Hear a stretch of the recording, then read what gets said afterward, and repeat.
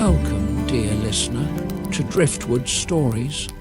Tonight we step into a quiet legend, one not of thunder nor triumph, but of endurance. Long ago, when Titans still roamed the world and the stars had only just begun to speak, there was one who stood tall above them all. Not to rule, not to conquer, but simply to hold. This is the story of Atlas, the bearer of the sky, not cursed but chosen, not broken but still, a figure of immense strength, lost in silence, and surrounded always by stars. So rest your thoughts, let the weight of the day fall away, and drift with us now into a story as wide and deep as the heavens themselves. Chapter 1. The Titan Before. Before the burden, before the silence, before the sky came down to rest upon his shoulders, Atlas lived. He was not always the statue you see in stone, not always bowed beneath the weight of the stars. Once he walked freely beneath the sun, tall, broad-shouldered, eyes the colour of deep rivers, hands strong enough to cradle mountains, yet quiet as dawn. Born of Iapetus, a Titan of deep thought, and Clymene, a nymph of sea and air, Atlas was one of 4 brothers: Prometheus, the foresighted; Epimetheus, who looked only behind; Menoetius, proud and reckless; and Atlas, the eldest, the strongest. He did not boast, he did not shout, but when the earth trembled, it was Atlas who stood firm. When the wind howled, it was Atlas who held his ground. In those days the world was young, and the Titans ruled it, not as kings in palaces, but as forces of nature. They were the rivers, the valleys, the fire in the earth, the moon in its turning. The stars were newer then, and not yet so far away. Atlas roamed the high ridges of the world. He listened to the roots as they grew. He followed the herds as they moved through wild meadows. He spoke with thunder, and it answered. He loved the shape of things, the curve of mountains, the pull of tides, the slow blooming of time itself. And then came the change, the rise of new gods, children of the old world, brighter, faster, full of light and fury, the Olympians. They came not with peace, but with a will to reshape. And the world, old, sacred, slow, began to stir. Atlas felt it before it began. The tension in the wind, the shifting stars, the murmuring earth, a new rhythm building beneath the old song. And when the call came to defend the world that was, Atlas did not hesitate. He stepped forward. He took up the standard of the Titans, not in rage, in honour. Chapter 2. The Clash of Ages. The war that followed was not a battle of days, it was an age, an unfolding storm that spanned generations, shaped landscapes, and sang in the bones of the earth. They called it the Titanomachy, a beautiful word for something that tore the sky in two. The Olympians, led by Zeus, youngest son of Cronus, rose from the shadows like fireflies in the dark, quick, bold, impatient. They bore new powers, new ideas, new fire. They sought not to destroy, but to remake. The Titans, keepers of the ancient rhythm, stood like mountains that would not move. They had known the world when it was only breath and stone. They had shaped rivers, named winds, whispered to the stars when they were still new. Atlas stood at the front. He bore no crown, he rode no chariot, but he was the first to walk onto the field and the last to leave it. The war did not rage, it rolled like seasons in turmoil. Like tides in rebellion, great mountains cracked as the Titans clashed, volcanoes erupted in grief, forests bent to the will of lightning, the stars above trembled, some fled. Some fell, others simply turned their faces away. Atlas fought with the force of silence, vast, steady, unyielding. Where Zeus summoned storms, Atlas called on stone. Where Poseidon shook the seas, Atlas stood in the shallows, unmoved. He carried the battlefield on his back, shielding his brothers, anchoring the storm. He did not revel in destruction, he took no pleasure in pain, but he fought, because to him the world mattered, just as it was. He remembered the first dawn. He remembered Gaia's laughter when the first tree took root. He remembered the hush of stars when the sky was still young, and he fought for all of it, but the old ways were fading. Even he could feel it. The Olympians burned brighter, moved quicker, and where the Titans held the earth, the gods learned to wield hearts. One by one the Titans fell, cast into Tartarus, bound beneath mountains, hidden in silence, and when all else had shattered, Atlas still stood, alone, not in victory, but because someone had to. He looked to the sky, blinking dust from his eyes, and the stars blinked back. Chapter 3, A Judgment from Above. When the final echoes of war faded, they left behind a silence so wide it seemed the stars themselves had paused to listen. The Titans had fallen, their strongholds crumbled into cliff and ash. Their names were spoken only in whispers, not in reverence, but in warning. The world was changed. The old rhythm stilled, and into that silence stepped Zeus, new king of the gods. He descended from Olympus, not in fury, but in command. His eyes held storms, yes, but also questions. He carried the weight of a throne newly won, a weight different from Atlas's, but heavy still. He looked down upon the battlefield, strewn with the last embers of the old age, and saw Atlas, still standing, tall, broad, breath slow and steady, not broken, not bowed, but waiting. There was no need for guards. Atlas did not run, he did not protest. He watched Zeus approach with the same expression he had worn in war, calm as granite. "Why do you remain?" Zeus asked. Atlas blinked slowly. "I was built to stand," he said. The wind stirred. Zeus studied him, this unmoving monument of the old world. He saw in him not defiance, but something stranger, acceptance, a strength that did not shatter, a presence that would not fade. "You were the last to fall," said Zeus, "and so your fate will be different. No Tartarus, no fire, no chains. Instead, something eternal." Zeus raised his hand, not in punishment, but in proclamation. "Let the sky no longer fall," he declared. "Let no star descend, no storm crash upon the earth. Let it be held forever." The clouds stirred, the constellations trembled, and slowly, silently, the sky descended.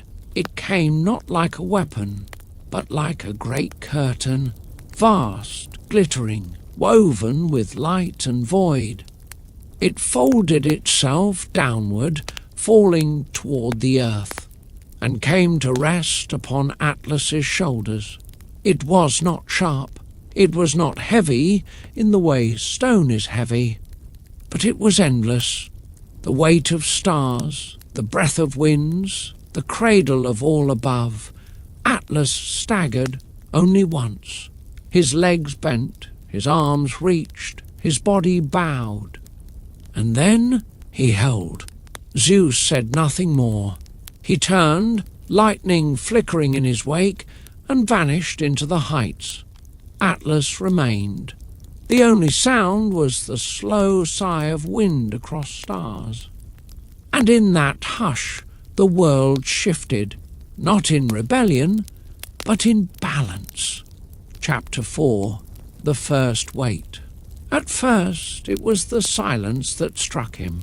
When the sky settled onto his shoulders, that vast dome of stars, winds, and cloudless night, it did not roar. It did not burn. It simply arrived. A hush so deep it seemed to stretch beyond time. The weight was not a crush, not a force of pain or fire. It was eternity. It was the feel of everything that ever was, the constellations in their slow dance, the winds tracing their ancient circuits, the golden sun poised behind the veil of morning. All of it balanced upon the body of one Titan. Atlas exhaled slowly. His feet sank deeper into the mountain stone. His back curved, not in defeat, but in readiness. This was not a punishment of flesh. It was a task of soul. The first hours passed like lifetimes. His mind, once full of memory and fire, quieted. His muscles trembled, then steadied. He felt the shape of the world shift through him, like rivers through a gorge or winds across a plain. Above him, the stars adjusted, uncertain at first. Then they settled, trusting him. Beneath him, the earth was still. It too seemed to wait. The moon passed overhead, a silver eye watching, perhaps wondering. And still, Atlas held. He began to know the curvature of the heavens, how it bent over valleys, dipped near oceans, climbed over peaks. He could feel it all, like fabric or breath. He could sense the turning of night into day, the whisper of sunrise before it came. There were no words for what he held. It was not simply the sky. It was space, the sacred separation between heaven and earth. And he understood, without being told, if he faltered, the world would fall in on itself. The stars would crash, the sky would weep, the balance would shatter. So he did not falter. His arms became pillars. His breath became the wind. His heartbeat matched the sky. And in that first day, or was it 1,000 years, Atlas learned the first truth of burden. To carry something vast, you must become even vaster within. Chapter 5. Stillness and Stars. Time passed, though not in hours or days. Atlas no longer marked the passage of time by the sun's arc or the moon's song. He marked it by the movement of stars, their slow turning like the breath of the universe, exhaling across centuries. And still he held. His body became one with the land, no longer a visitor to the mountain, but part of its spine. Moss clung to the hollows of his arms. Ferns grew near his feet. Snow melted on his shoulders and trickled down like silver tears, though he never wept. He stood in a silence deeper than most could bear, but to Atlas, that silence became a language. He listened to the rustle of leaves far below, to the shifting winds high above, to the constellations humming their long, slow songs, not in notes, but in movements. They circled him, Orion with his steady stride, Lyra singing faint lullabies, Ursa Minor trailing softly through midnight. He came to know their rhythms, their moods, when the stars brightened, when they dimmed, when they whispered of storm or sleep. They became his company. He was alone, yes, but not abandoned. The sky was not his enemy. It was not his jailer. It was his companion. Together they maintained the balance of the world. Below, the earth turned gently. Trees grew, rivers meandered, mortals rose and fell in distant lands, unaware that high above them a single figure bore the vastness of everything they could not see. And Atlas began to feel something unexpected, peace, not because his burden grew lighter, but because he grew stronger, not in body, but in spirit.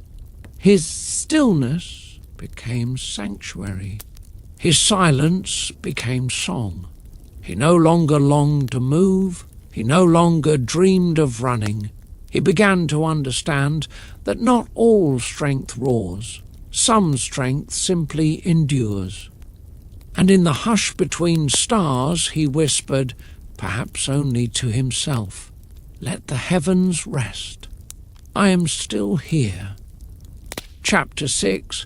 Visitors beneath the sky. Though centuries passed like petals falling into a stream, Atlas was not forgotten. Every so often the stillness would stir, a voice, a footstep, a figure approaching the foot of the mountain where sky and earth were held apart by a single will. Some came in awe, some came in fear, some came without knowing why.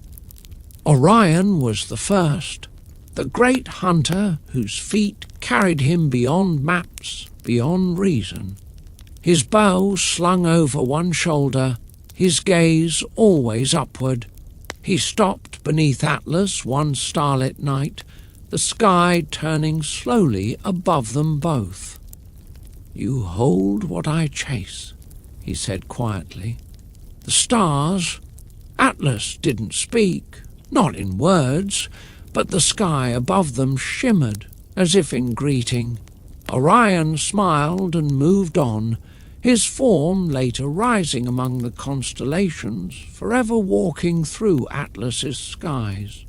Heracles came in time, larger than life, wrapped in lion's skin, carrying the weight of his 12 labours, brash, bold, burdened in his own way. He approached with purpose. "I am told I must hold what you hold, for a moment only," he said. Atlas lowered the sky carefully, gently, as if handing over a child. Heracles took it with a grin. And in a moment, that grin faltered. His knees bent, his arms trembled, and he understood. Not just the physical weight, but the eternity of it, the commitment, the silence.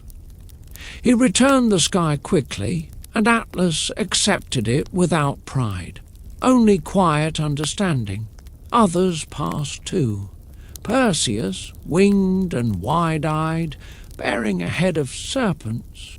He sought direction to the garden of the Hesperides, but lingered only a moment, perhaps out of respect. Hermes, bright and feather-heeled, passed by on breezes, offering no answers, only a wink. And once, though it may only have been a dream, Prometheus came, still marked by chains, still full of fire. "You endure," he whispered to Atlas. "As do you," Atlas replied. For a time they shared silence, two titans bearing what others could not. Then Prometheus faded into the mist once more. Each visitor left something behind, a question, a memory, a moment of warmth. But none stayed, and that too was right, for Atlas did not need company. He did not crave praise. His purpose was not to be seen. It was to hold so others could go free. And so the wind returned, and the stars resumed their slow spinning, and the world forgot, and remembered, and forgot again. But Atlas stood, the quiet guardian of the sky. Chapter 7. The Mountain's Heartbeat. There are sounds most cannot hear, the tremble of a glacier shifting, the murmur of roots touching, the sigh of stone deep beneath the earth. But Atlas heard them all. After lifetimes beneath the sky, his senses stretched beyond skin and sinew.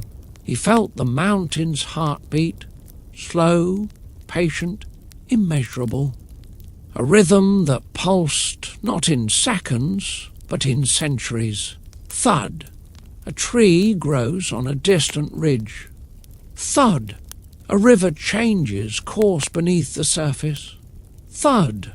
A star is born far beyond the edge of seeing. The world moved in great, quiet cycles.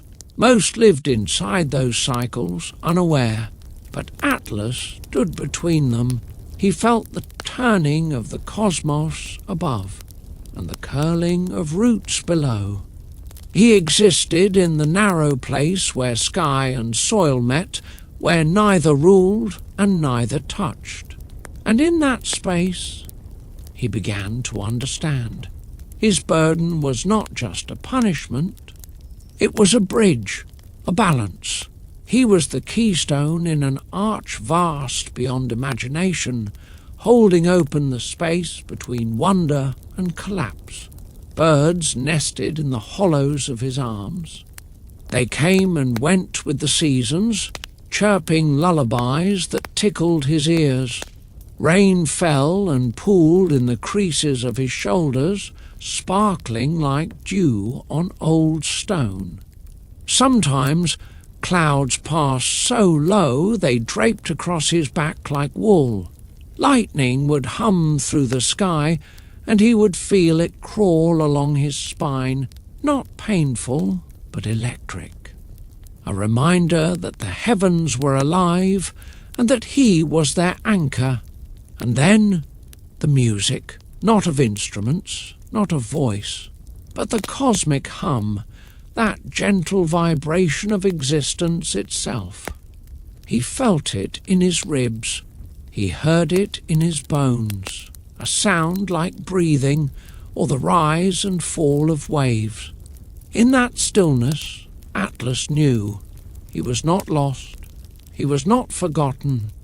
He was part of the music, the still note that holds the song together. And as that thought settled into him like sunlight on stone, he let out a breath so slow and deep that the clouds above trembled.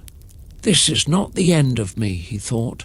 This is where I become the world. Chapter 8. Sleep beneath the sky.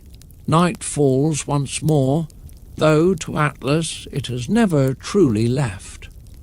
Above him the stars wheel in their slow, silent spiral. The moon traces her silver arc. Constellations rise and vanish, each telling a story, each casting their light upon the one who holds them.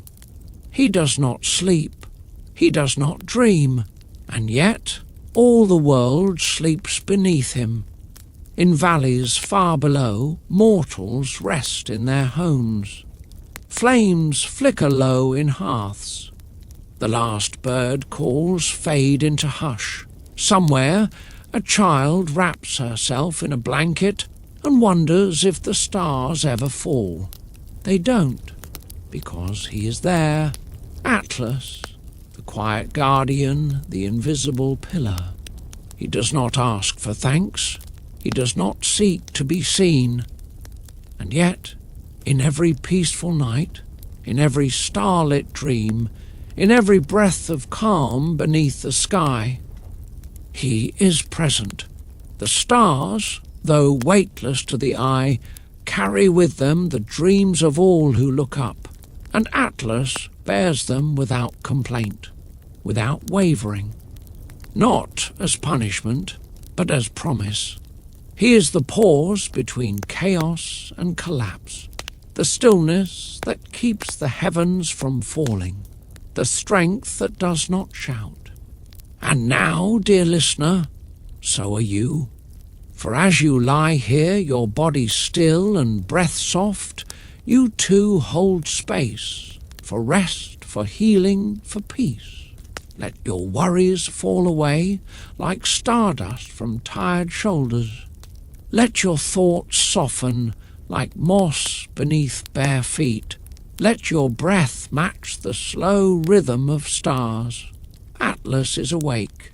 You need not be. Sleep beneath his sky, safe, warm and held by something older than sorrow, deeper than silence and gentler than time. Close your eyes. The sky will not fall tonight. It is being held.